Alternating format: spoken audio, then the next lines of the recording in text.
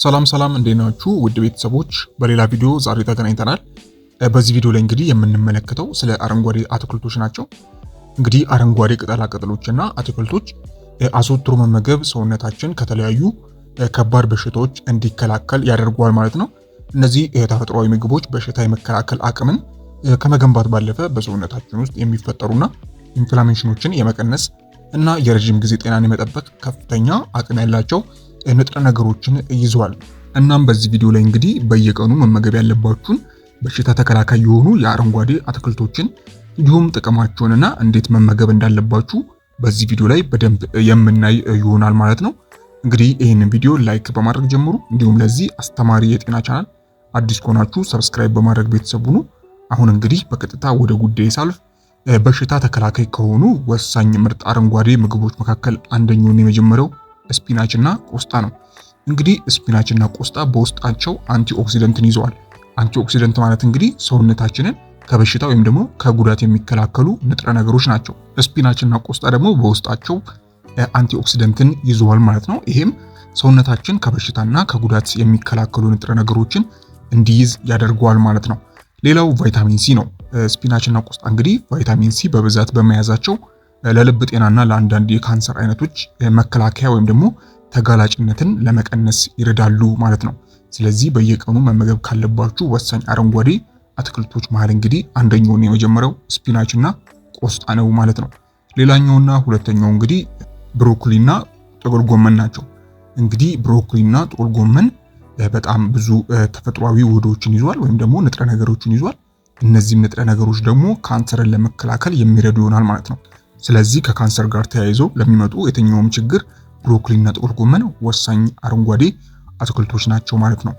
ወደ ቀጣዩና ወደ ሶስተኛው ስናልፍ እንግዲህ ሶስተኛው ወሳኝ አረንጓዴ አትክልት በሽታን ከመከላከል አንጻር የሀበሻ ጎመን ነው።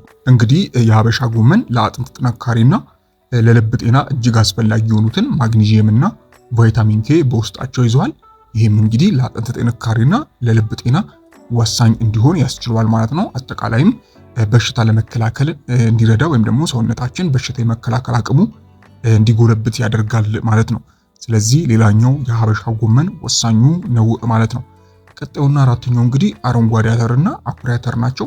እንግዲህ እነዚህ አረንጓዴ አተርና አኩሪ አተር የምንላቸው ለሰውነት ግንባታ የሚሆን ፕሮቲንና ለምግብ መፈጨት የሚረዳ ፋይበርን ይሰጣሉ ማለት ነው። ፋይበር እንግዲህ ለጨጓራና ለአንጀት ጤንነት ጠቃሚ የሆነ ንጥረ ነገር ነው።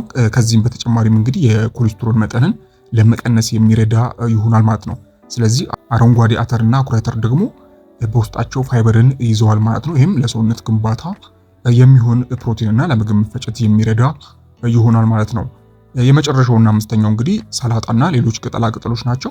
እንግዲህ ሰላጣና ሌሎች ቅጠላ ቅጠሎች የምግብ መፈጨት ስርዓትን ያቀላጥፋሉ፣ እንዲሁም በሰውነት ውስጥ የሚከሰቱ መቆጣቶችን ወይም ደግሞ ኢንፍላሜሽኖችን የሚቀንሱ ይሆናል ማለት ነው። ስለዚህ ከአረንጓዴ አትክልቶች መመገብ ያለባችሁ በየቀኑ ዋነኞቹ ምግቦች እነዚህ ናቸው።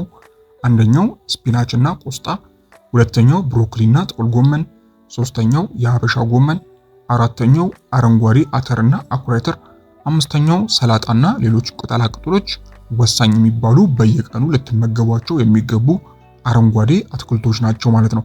እንግዲህ እነዚህ ምግቦች ለምን ተመረጡ ብላችሁ የምትጠይቁ ከሆነ እንግዲህ አረንጓዴ ተክሎች ለጤናችን ወሳኝ የሆኑ የተለያዩ ንጥረ ነገሮችን ይዘዋል። ከነዚህ ውስጥም እንግዲህ አንደኛውና የመጀመሪያው ንጥረ ነገር አንቲኦክሲደንት ነው። አንቲኦክሲደንት እንደነገርኳችሁ እንግዲህ በሰውነታችን ውስጥ ያሉ ጎጂ ነገሮችን ይዋጋሉ ወይም በእንግሊዝኛው ፍሪ ራዲካልስን የምንለውን የመዋጋት አቅም አላቸው ማለት ነው። ሌላው እንግዲህ አረንጓዴ አትክልቶች ፋይበርን ይዘዋል። ፋይበር እንግዲህ ለጨጓራና የአንጀት ጤንነት እንዲሁም የኮሌስትሮል መጠን ለመቀነስ የሚረዱ ይሆናል ማለት ነው። አረንጓዴ አትክልቶች ደግሞ ፋይበርን ይዘዋል ማለት ነው። በተለይም እንግዲህ አረንጓዴ አተርና አኩሪ አተር በፋይበር ምንጫቸው ወሳኝ የሚባሉ አትክልቶች ናቸው ማለት ነው። ሌላው እንግዲህ አረንጓዴ አትክልቶች ቫይታሚኖችንና ሚነራሎችን ይዟል። ቫይታሚን እንግዲህ ሁሉንም በሚባል ደረጃ ቫይታሚን ኤ፣ ቫይታሚን ሲ፣ ቫይታሚን ኬ፣ ማግኒዚየም እና ፎሌት እንግዲህ ይዘዋል። እነዚህም ንጥረ ነገሮች እንግዲህ ለበሽታ መከላከልና ለኃይል እንዲሁም ጉልበት ምንጭነት አስፈላጊ የሆኑ ናቸው ማለት ነው። እነዚህንም እንግዲህ ከአረንጓዴ አትክልቶች ማግኘት የምትችሉ ይሆናል። ከዚህም በተጨማሪ እንግዲህ ተፈጥሯዊ ኬሚካሎች አሉ። እነዚህ ተፈጥሯዊ ኬሚካሎች በአረንጓዴ አትክልቶች ውስጥ ይገኛሉ። እነዚህም እንግዲህ ኬሚካሎች እንደ የልብ ህመም፣ ስኳርና ካንሰር ያሉ ስር የሰደዱ በሽታዎችን ያለውን ተጋላጭነት የመቀነስ አቅም ይኖራቸዋል ማለት ነው። እንግዲህ አረንጓዴ አትክልት እነዚህን ወሳኝ የሚባሉ ጥቅሞችን የያዙ ናቸው ማለት ነው። እንግዲህ አረንጓዴ ቅጠላ ቅጠሎች ወይም ደግሞ አረንጓዴ አትክልቶች በብዛት ወይም ደግሞ አዘውትሮ መመገብ ለልብ ህመም፣ ለድንገተኛ የጭንቅላት ደም መፍሰስ ወይም ደግሞ ለስትሮክ ለምንለው ማለት ነው፣ እንዲሁም ለድንገተኛ ወይም ያለ ዕድሜ ሞት የመጋለጥ እድልን በእጅጉ እንደሚቀንሱ ሳይንሳዊ ጥናቶች ያረጋግጣሉ ማለት ነው። ስለዚህ አረንጓዴ አትክልት በአመጋገባችሁ ላይ የግድ በሚባል ደረጃ መካተት ያለበት የምግብ አይነት ነው ማለት ነው። እንግዲህ አረንጓዴ ምግቦችን በምግባችሁ ውስጥ ማካተት ቀላል መንገዶችን መጠቀም ትችላላችሁ። ስፒናች ወይም ደግሞ ቆስጣን በምታዘጋጁት ጁስ ውስጥ ቀላቅላችሁ መጠጣት ትችላላችሁ። እንዲሁም ምግብ በምትመገቡበት በማንኛውም ጊዜ ሰላጣንም ማዘውተር ትችላላችሁ። እንዲሁም ብሮኮሊ ወይም ደግሞ ጥቁር ጎመንን ከነጭ ሽንኩርት ጋር አብስሎ መመገብ ይቻላል። እንዲሁም እንግዲህ በምግብ ገበታችን ወቅት ከዋናው ምግባችን ጎን ሁልጊዜ አረንጓዴ አትክልቶች እንዲኖሩ ማድረግ አስፈላጊ ነው ማለት ነው። እንግዲህ ዛሬ ላይ የምታደርጓቸው የትኛውም ትናንሽ ምርጫዎች በወደፊት ጤንነታችሁ ላይ ትልቅ ለውጥን የሚያመጡ ናቸው ማለት ነው። ስለዚህ እንግዲህ የተለያዩ ምግቦች እንግዲህ በመጠኑ ሲባል ሰምታችሁ ሊሆን ይችላል። አረንጓዴ አትክልቶች ግን ምንም በመጠኑ የሚባል ደረጃ የለውም፣ ጎጂ አይደሉም። ለጤንነታችሁ በጣም ወሳኝ የሆኑ ምግብ አይነቶች ናቸው ማለት ነው። ከጤናማ አንጻር እንግዲህ ፍጹም በሚባል ደረጃ ወሳኝ ናቸው ማለት ነው። እሺ ተመልካቾች እንግዲህ የተለያየ አይነት የአረንጓዴ አትክልት አይነቶች አሉ። እነዚህም እንግዲህ ሁሉም በቫይታሚን ኤ፣ በቫይታሚን ሲ፣ በካልሲየም እና በሌሎች ንጥረ ነገሮች የበለጸጉ ናቸው። ሁሉም አረንጓዴ አትክልቶች ማለት ነው። ስለሆነም እንግዲህ ብዙ የተሰሩ ጥናቶች አሉ። ከነዚህ ውስጥም እንግዲህ በአውስትራሊያ የተሰራ ጥናት እንደሚያመለክተው እነዚህ አረንጓዴ ተክሎች መመገብ ለካንሰር ተጋላጭነት የሚቀንስ ይሆናል ማለት ነው። እንግዲህ ከነዚህ ከአረንጓዴ አትክልቶች መካከል ቆስጣን መመገብ የጉበት፣ የአንጀት፣ የማህፀንና የፕሮስቴት ካንሰር ተጋላጭነትን እንደሚቀንስ ጥናቶች የሚያሳዩ ሲሆን ከነዚህም በተጨማሪ ለጡንቻ ማዳበር ጠቃሚነት እንዳለው ይነገራል። በተጨማሪም እንግዲህ ምግብን ለማጣፈጥ የምንጠቀምበት የሾርባ ቅጠል በውስጡ ፎሊክ አሲድ፣ ቫይታሚን ኤ፣ ቫይታሚን ቢ፣ ቫይታሚን ኬ እና ሌሎች ንጥረ ነገሮችን የያዘ ሲሆን የአጥንት መሳሳትንና የልብ ህመም ተጋላጭነትን እንደሚቀንስ ጥናቶቹ አመላክቷል ማለት ነው። ከዚህ በተጨማሪም እንግዲህ ሰላጣን መመገብ ለደም ግፊት ህመምተኞችና ከፍተኛ የሰውነት ክብደት ላላቸው ሰዎች የሚመከር ሲሆን የደም ውስጥ ስር መጠንንም የሚቀንስ ይሆናል ማለት ነው።